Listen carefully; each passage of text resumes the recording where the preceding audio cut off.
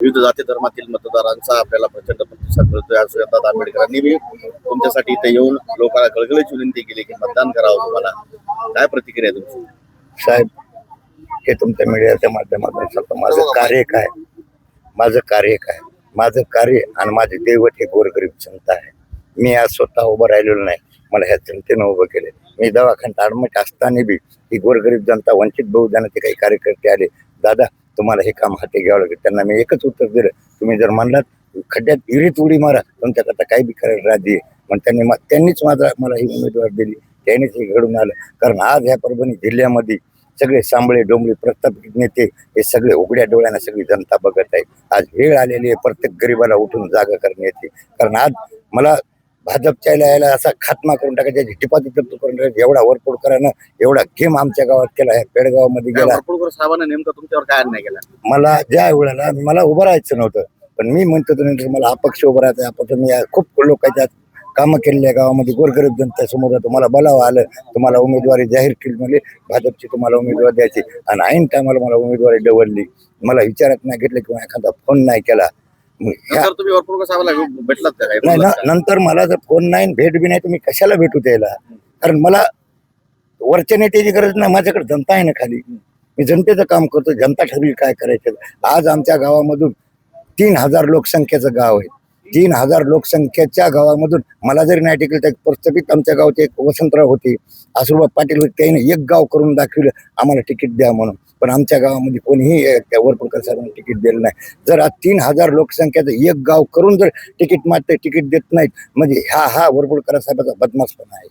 याला सीटच भाजपची लावायची नाही, याला दुसरी कोणाची तरी सीट लावायची आणि सगळं राजकारण घरामध्ये घ्यायचंय. आज आयुष्य गेलं त्या गणेश घाडगेचं, आप्पा घाडगेचं, याच्या फडच्या पुसू आणि त्याच्या समोर सून उभी केली. याला लाज वाटायला पाहिजे होती. जर या कार्यकर्त्यांनी जायचं कुठं?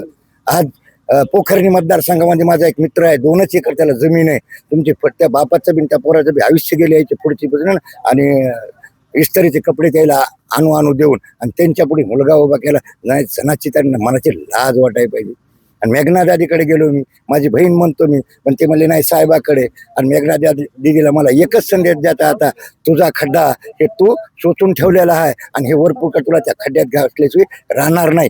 तुला माझ्या ह्या भावाची काळजी नाही ना, तर मला बी माझ्या ह्या बहिणीची काळजी नाही. हे चॅलेंज आहे तुमच्या माध्यमातून.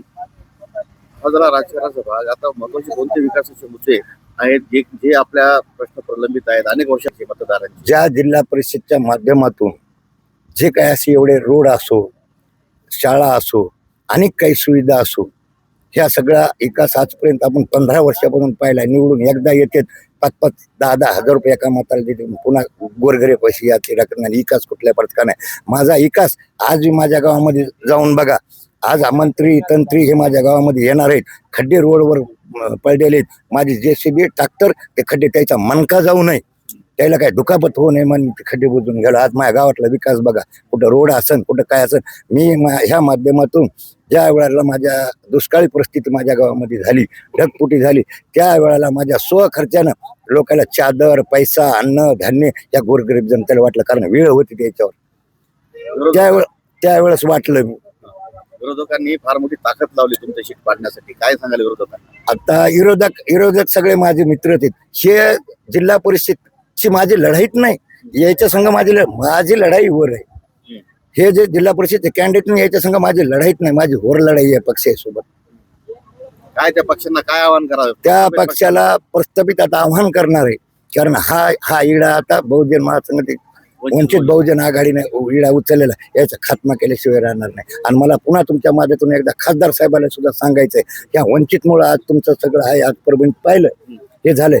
तुम्ही जर अंधारातून असं जर हे करता तर आपल्याला हे कमळ हे गंगेत नेऊन टाकायचंय. आणि तुम्हाला बी हे धनुष्य बाण आपला रामाचा आहे, याचं विसर्जन आपल्याला गंगेमध्ये करायचंय. हे तुम्ही पेटून उठवा. मला विरोध कोणाला करायचं नाही, कोणाला बोलायचं नाही, पण ह्या भ्रष्टाचार्याला गाळड्याशिवाय एवढ्या बरं राहायचं नाही. मतदार मायबाप जनतेला काय? मतदार मायबापाला एकच जनते, मी गरीब उमेदवार आहे. मी कोणाला चहा पडणार, मला तुमची गरज आहे आणि तुम्हाला माझी गरज आहे. ज्या वेळेला यायलाच तुम्हाला संदेश मला सगळ्या महाराष्ट्रात गेला पाहिजे की पैसा काही काम करीत नाही, फक्त जनतेसंग काम करावं लागते, जनतेसंग झोपून राहावं लागते. हे मला सगळ्या महाराष्ट्राला संदेश द्यायचा आहे. काय निशाणी काय तुमची? काय आव्हान करा? माझी निशाणी कब्बशी आहे. माझी निशाणी कब्बशी आहे. या कबशी चिन्हावर एकदा या सगळ्या महाराष्ट्रानं माझ्याकडे लक्ष देऊन मला निवडून द्या एकदा. सगळ्या नेत्याला पैसा पैसा सगळा खड्ड्यात जाणार आहे. आणि त्यावेळेस खालच्या तळागाळातला एखादा कार्यकर्ता जे काम करीत असेल त्याचा आज मानसिकता बिघडली. कारण ते काम करते, कोणा तरी दवाखान्यात नेते, कोणाच्या डिलेवरी करते, स्वतःच्या खिशाला झळ लावते, पण ऐन टायमाला हे परिस्थिती नेते पैसे घेऊन उतरतात तर त्याची मानसिकता राहिली नाही गरिबीचे काम करणे. त्याकरता ही मानसिकता आपल्याला पुन्हा एकदा तयारी करायची. म्हणून मी इडा उचललेला आहे. मायबाप जनतेला एक नम्रतेची विनंती करतो, एकदा हे माझ्याकडे बघा, माझ्या कार्याकडे बघा, बस एवढं बोलतो.